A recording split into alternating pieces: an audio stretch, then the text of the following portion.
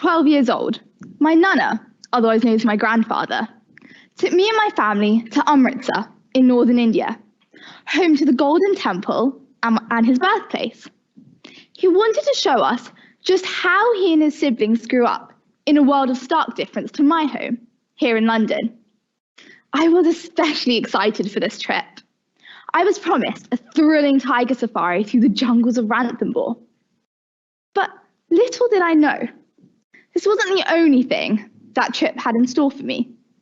So, picture this. On your return from visiting the Golden Temple one afternoon, you find your minibus rattling down dark, dilapidated lanes with shacks stacked stories high on either side of the road. They're secured with scraps of rope and metal holding it all together. Then, like me, you realise you're in the slums.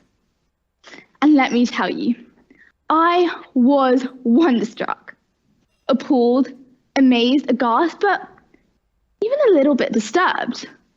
If any of you have shared this experience, I'm sure that you tell me the same. Slums are incredible. The smells, the sights, the sounds. As I began adjusting to my surroundings, I saw a woman selling fabrics, children playing makeshift cricket in alleyways, and men riding boisterous motorbikes, sometimes carrying multiple suitcases on their head at a time. I felt the warmth of a flourishing society. So why did I find it so shocking, so overwhelming? Because it's not just the slums in Amritsar. The Mumbai's Dharavi district, the favelas of Brazil, the townships of South Africa, all the neighborhoods bustling with life. So why was it so overwhelming? After all, they are just the homes of millions of people. People who grew up side by side with my own nana. Each year, over 1 million people include a visit to a slum in their trip itinerary. And therefore, I decided that a more fitting, more suitable word for this is the slum safari. After all, Western tourists sitting in large protected jeeps whilst gawking out the windows seems more akin to an adventure through the Serengeti.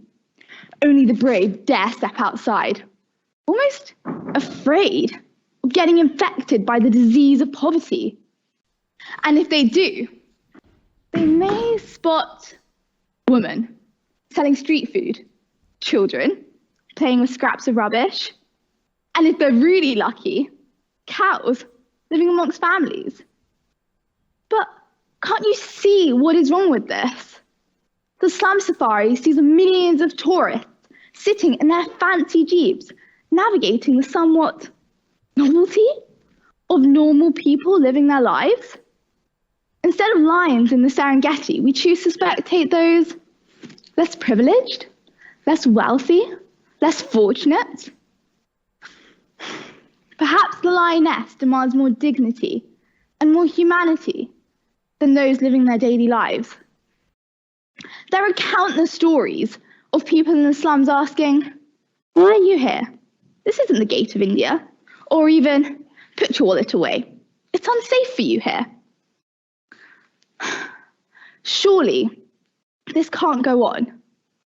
Ladies and gentlemen, we must ask ourselves, is preying on poor communities like this ethically acceptable?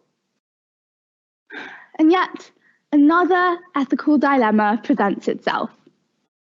The slum safari is morally questionable at best, but don't get me wrong. Social inequality, poverty, the destructive effects of capitalism, colonialism, these are all issues that must be solved. But if we want to reduce poverty, pretending it doesn't exist and ignoring it is also not the solution. But are we really so unimaginative to have to see poverty with our own eyes to know it exists? Of course we're not. And that's why you're able to see the images I've described for you without the use of visual aids. Let me tell you, 1.6 billion people live in the slums. That's 24% of the worldwide population, just under a quarter. Surely it would take far too long to be able to see them all, to know they exist. So why? Why are we paying for a peek into lives we had no intention of living for more than an hour? Surely our contribution should be more ambitious, more direct, more effective than simply educating ourselves. After all, a changed perspective can only do so much in helping develop deprived areas. And that's why slums are not the place for tourism. In the future, we must find a more socially responsible, effective, and respectful way to help guide the bottom 24% out of poverty. In the future, let's be more than tourists. Let's be activists. Thank you.